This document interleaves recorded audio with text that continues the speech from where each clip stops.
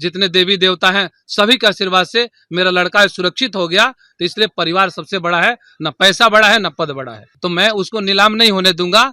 सरकार से मैं अपने नेता से बात करूंगा और पुनः उस मिल को चलाने का काम करूंगा। जेब से खरीद करके उसको दूंगा, उसको घर बनाने का काम करूंगा, बेटियों का शादी कराऊंगा, कजिया चलीसा जो भी होता है हमेशा मैं गरीबों से हमेशा उसके साथ चलने का काम करते हैं। और उठ चोरी हो रहा है तो दुनिया चोरी हो। ये बताइए, चोर कहीं जाता है चोरी करने तो थोड़ा बहुत थोड़े चोराता है। पैसा और पद मायने नहीं रखता, परिवार ज्यादा ऊपर है, ये कहना था कुचायकोट से विधायक अमरेंद्र पांडे उर्फ पप्पू पांडे का, जो आज सदन पहुंचे, शपथ लिया। इतने दिनों तक शपथ क्यों नहीं लिया? जब ये सवाल उनसे किया गया तो उन्होंने कहा कि मेरे भतीजे तबीयत खराब था, जिस दिन चुनाव था उसी दिन उसको ब्रेन हेमरेज हो गया और अस्पताल में भर्ती था, इसी कारण से मैं शपथ लेने नहीं पहुंच पाया। और मेरे नेता नीतीश कुमार ने दो दो बार जब कॉल किया, जब फोन किया, उसके बाद मैं यहाँ बिहार की भलाई के लिए और विकास की सरकार को समर्थन देने के लिए शपथ लेने पहुंचा।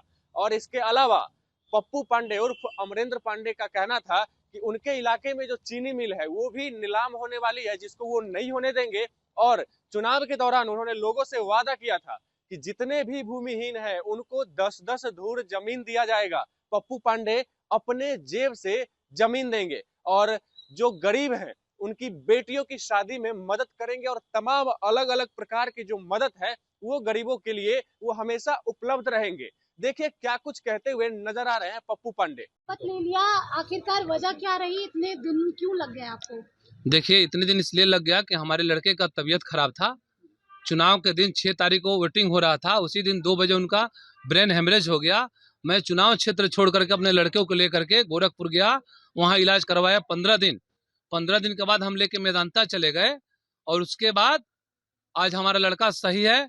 15-16 तारीख तक उसको वहां के डॉक्टर के द्वारा डिस्चार्ज कर दिया जाएगा। उसको मैं घर लेकर के आऊंगा और हमारे नेता नीतीश कुमार जी जो हमारे गार्जियन हैं, हमारे अभिभावक हैं और इस बिहार के विकास पुरुष नेता हैं, उनके कहने से, उनके 2-2 बार हमारे नेता के कहने से मैं आज आकर के शपथ ग्रहण किया हूं। इसलिए कि हमारे बिहार में विकास हो रहा है, काम हो रहा है और इसके अलावा हमारे क्षेत्र में भी काम होगा। जो अधूरा हमारे क्षेत्र का काम है उसे हम लोग पूरा करने का काम करेंगे। हमारे विधानसभा क्षेत्र में एक सासा मूसा शुगर फैक्ट्री है, जिसको आज सुनने में आया कि वो नीलाम हो रहा है, तो मैं उसको नीलाम नहीं होने दूंगा। सरकार से मैं अपने नेता से बात करूंगा और पुनः उस मिल को चलाने का काम करूंगा। और जो हमारे क्षेत्र के जितने भूमिहीन है, मैं वादा किया था चुनाव में कि जितने भूमिहीन है, चाहे कोई मजहब धर्म का होगा, मैं उसे 10-10 दूर जमीन अपने जेब से खरीद करके उसको दूंगा, उसको घर बनाने का काम करूंगा, बेटियों का शादी कराऊंगा, कजिया चलीसा जो भी होता है हमेशा मैं गरीबों से हमेशा उसके साथ चलने का काम करते हैं और आगे भी चलने का काम करेंगे। थोड़ा हम डिस्टर्ब थे, आज आप लोगों की कृपा से, जितने देवी देवता हैं सभी के आशीर्वाद से मेरा लड़का सुरक्षित हो गया। तो इसलिए परिवार सबसे बड़ा है, न पैसा बड़ा है न पद बड़ा है। बहुत बहुत धन्यवाद। तेजस्वी यादव नहीं आ रहे हैं यहाँ विपक्ष के नेता। अरे तो तेजस्वी यादव जी के पास अब बचा क्या है जहाँ आएंगे वो? उनके पास क्या बचा है? अब 25 गो सीट बचा है, तो 25 गो सीट लेकर अब किस मुंह से बचेंगे, बैठेंगे? वो बोल रहे हैं कि हमारा ऊँट चोरी हो रहा है तो दुनिया चोरी हो। ये बताइए, चोर कहीं जाता है चोरी करने तो थोड़ा बहुत थोड़े चोराता है।